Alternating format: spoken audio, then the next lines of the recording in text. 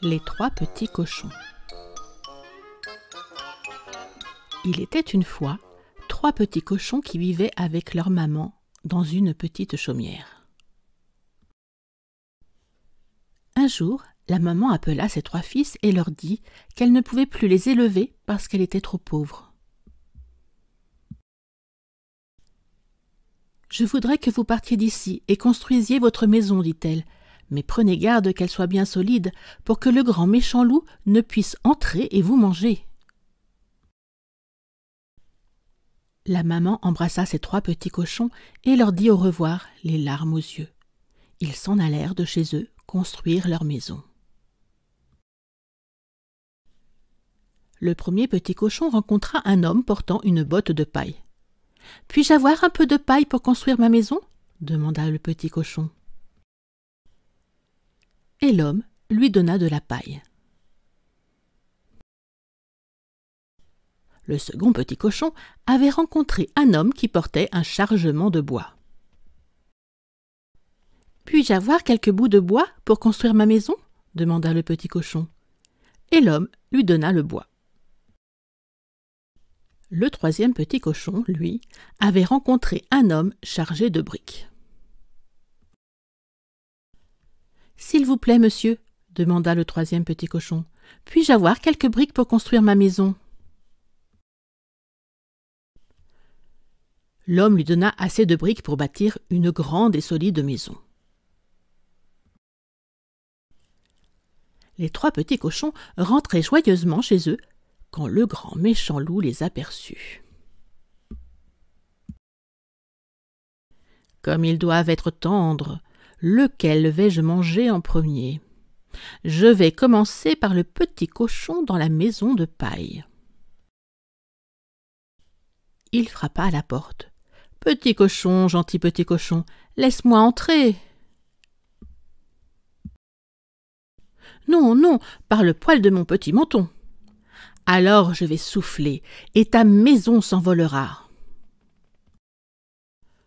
Le loup gonfla ses joues, souffla de toutes ses forces, et la maison de paille s'envola. « Au secours !» cria le premier petit cochon en courant vers la maison de bois de son frère. À peine celui-ci eut-il refermé la porte que le loup frappa. « Petit cochon, gentil petit cochon, laissez-moi entrer. »« Non, non, par le poil de nos petits mentons, » répondirent les deux frères. « Alors je vais souffler, souffler, et votre maison s'envolera. » Le loup se gonfla les joues, souffla, souffla de toutes ses forces, et la maison de bois s'envola. «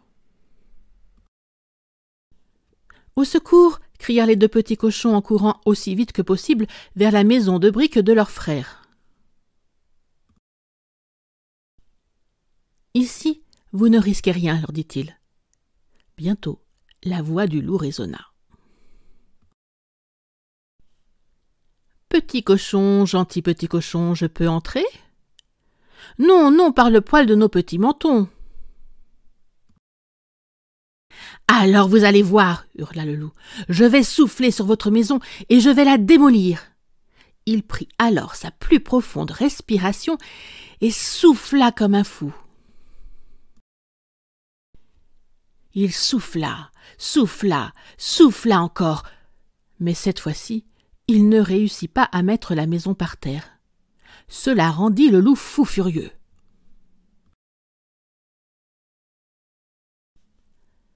Il décida de passer par la cheminée de la petite maison.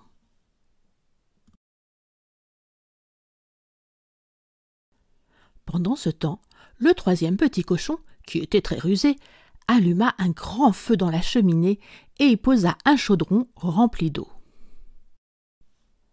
Quand le loup descendit dans la cheminée, il tomba tout droit dedans. Il poussa un hurlement qu'on entendit à des kilomètres à la ronde et repartit comme il était venu, par la cheminée. C'est ainsi qu'on n'entendit plus jamais parler de lui. Fin. J'espère que cette histoire vous a plu. Surtout toi, Jade.